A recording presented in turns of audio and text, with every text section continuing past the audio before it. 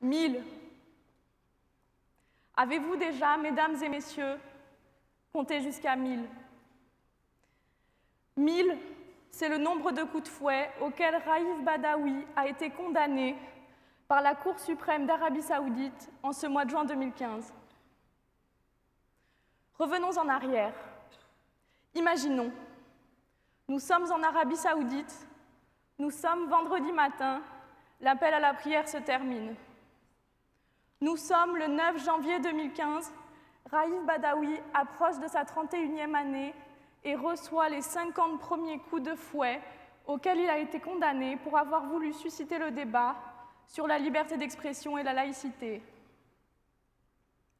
Qui est cet homme aujourd'hui considéré comme le symbole d'un mouvement populaire destiné à défendre ardemment notre liberté d'expression? Raïf Badawi est saoudien, musulman. Né en 1984 comme moi, il est marié et a 3 jeunes enfants. Il dit de lui qu'il est écrivain. Soucieux de la montée de l'islamisme radical dans son pays, il ouvre en 2009 un blog intitulé Free Saudi Liberals. Ce blog a pour ambition de générer des débats sur l'avenir de son pays, l'évolution de la société dans laquelle il vit, l'évolution de sa religion. Il y fait part de son inquiétude concernant la montée de l'islam radical, sa notion du libéralisme et la nécessaire place qu'il convient d'accorder à la laïcité. Il définit lui-même la liberté d'expression comme étant l'air que respire tout penseur, ainsi que le combustible qui enflamme sa pensée. Raïf Badawi considère qu'un des droits essentiels de l'être humain est de dire ce qu'il veut et de faire ce qu'il veut, à condition que cette liberté soit soumise à la loi, puisque la liberté commence là où s'arrête celle des autres. De ce droit essentiel, du droit de présenter ses idées, du droit de ne pas être d'accord avec la façon dont sa religion est appliquée, ou encore du droit tout simple de critiquer certaines mesures prises par son gouvernement, Raïf Badawi en a été privé. Les idées qu'il présentait sur son blog ont dérangé son gouvernement. Son site web est accusé d'avoir insulté l'islam et d'avoir ridiculisé le Comité pour la promotion de la vertu et la prévention du vice. Enfermé depuis le 17 juin 2012, après qu'un cheikh saoudien ait publié une fatwa contre lui, Raïf Badawi est condamné une première fois, en 2013, à 600 coups de fouet et 10 ans de prison. Il interjette appel de la décision, 1000 coups de fouet, 10 ans de prison, 10 ans d'interdiction de quitter le territoire, 1 million de rials d'amende. Sur l'acte d'accusation, une seule infraction, insulte à l'islam. Plus précisément, et selon sa femme, Raïf Badawi, est emprisonné pour le seul fait d'avoir exprimé des idées libérales dans un pays où sévissent des tribunaux d'inquisition islamique dignes du Moyen-Âge. En juin 2015, la Cour suprême d'Arabie Saoudite, dernier recours possible pour Raïf, confirme l'intégralité des termes de la condamnation. Lourde peine pour avoir osé exprimer ses idées. Mais revenons à cette date du 9 janvier 2015, en Arabie Saoudite. À 4449 km à vol d'oiseau d'où je me trouve ce jour-là, Raïf Badawi est amené, le visage découvert, devant une mosquée de la ville de Djeddah. Ses mains attachées à un poteau, il a été frappé au milieu d'une foule scandant « Dieu est grand ». 50 fois. Pour 50 coups.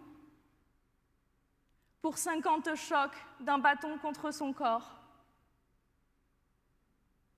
Et pourtant, sa femme dira qu'en ce 9 juin 2015, son mari voyait la lumière du jour depuis la première fois depuis son emprisonnement en 2012.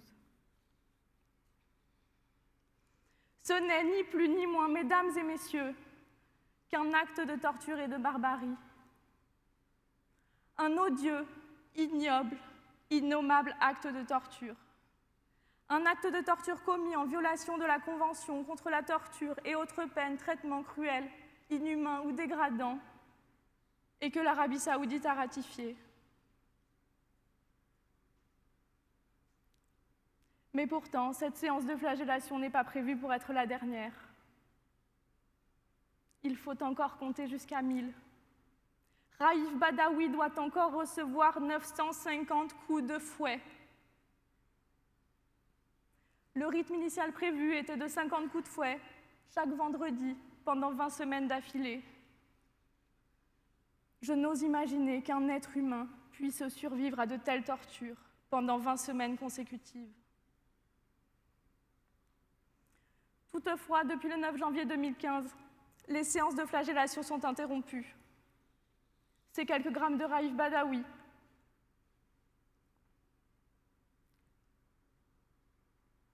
chaque nouveau vendredi qui se lève en Arabie saoudite, chaque nouvelle fin d'appel à la prière de la mosquée de Jeddah amène avec eux le suspense de savoir si ce sera le jour d'une nouvelle flagellation publique. Chaque vendredi, la femme de Raïf Badawi et leurs 3 enfants réfugiés désormais au Canada espèrent que ce sera un nouveau vendredi sans coup de fouet. Seulement quelques minuscules grammes de répit chaque nouveau vendredi. Malgré tout, le cas de Raïf Badawi ne laisse pas les défenseurs de la liberté indifférents. Nommé pour le prix Nobel de la paix, lauréat du prix du Parlement européen Sakharov, le cas de Raïf Badawi suscite l'indignation et les institutions internationales tentent de se battre. Invité en personne à venir récupérer son prix à Strasbourg, les institutions internationales craignent que cela ne précipite une prochaine séance de flagellation publique. Mais qui s'oppose à ces tortures commises, à ces séances de flagellation publique? De quel crime parle-t-on? D'avoir exprimé des opinions, d'avoir suggéré le débat, d'avoir exercé son droit essentiel tel que consacré par la Déclaration des droits de l'homme et du citoyen? Ne vous méprenez pas, Raïf Badawi n'a jamais renié sa religion, bien au contraire. Il voulait simplement utiliser son droit à la liberté d'expression pour parler religion et laïcité. Il est alors considéré comme un infidèle, et ce sont ses mots, simplement parce qu'il a eu le courage de discuter de certains sujets sacrés. Parlons-en de la liberté d'expression. Depuis quand est-ce devenu un crime? Pourquoi, en 2015, en France et partout ailleurs dans le monde, risquons-nous notre vie, notre intégrité physique pour nous être exprimés librement? Triste année que 2015 pour les droits de l'homme. Année au cours de laquelle, une nouvelle fois, les libertés les plus fondamentales ont été piétinées.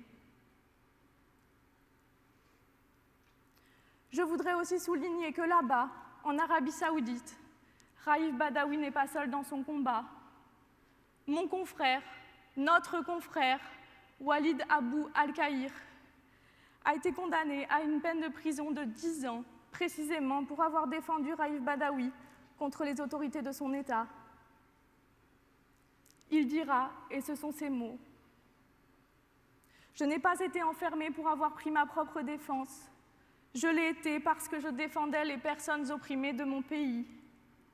Ne m'oubliez pas, mais surtout, n'oubliez pas celles et ceux que je défendais. » À défaut de récompense, lourde est la sanction des hommes courageux. D'ailleurs, parlons-en du courage. J'ai découvert avec stupéfaction que le 11 janvier 2015, 2 jours après les coups de fouet, 2 jours avant l'anniversaire de Raïf, notre président de la République des droits de l'homme défilait dans Paris aux côtés du numéro 2 de la diplomatie saoudienne. Je l'imagine reçu en grande pompe, comme les autres représentants des États venus faire le déplacement pour ce qu'on a appelé la marche républicaine. Ils étaient là pour rendre hommage à des hommes, à des femmes morts d'une balle dans la tête, précisément pour avoir défendu leur liberté d'expression. C'est beau le courage. Il paraît que c'est une qualité. Quelques jours plus tard, notre président de la République se rendait en Arabie Saoudite. Dénoncer la torture, dénoncer l'absence de toute liberté d'expression dans ce pays. Pensez-vous? Pour ne pas se froisser avec la diplomatie saoudienne, notre président est allé présenter ses condoléances au nouveau roi suite au décès de son prédécesseur de frère. A-t-il glissé un mot à l'oreille de ce nouveau roi sur le cas de Raïf Badawi? La petite histoire ne le dit pas. Les faits, par contre, nous laissent pantois. L'Arabie saoudite est un pays riche, un pays qui entretient des liaisons économiques étroites avec l'Europe, ce qui empêche nos dirigeants de s'opposer fermement au traitement infligé à Raïf Badawi. Et pendant ce temps, l'Arabie saoudite prend la tête de l'instance stratégique des droits de l'homme au sein de l'ONU.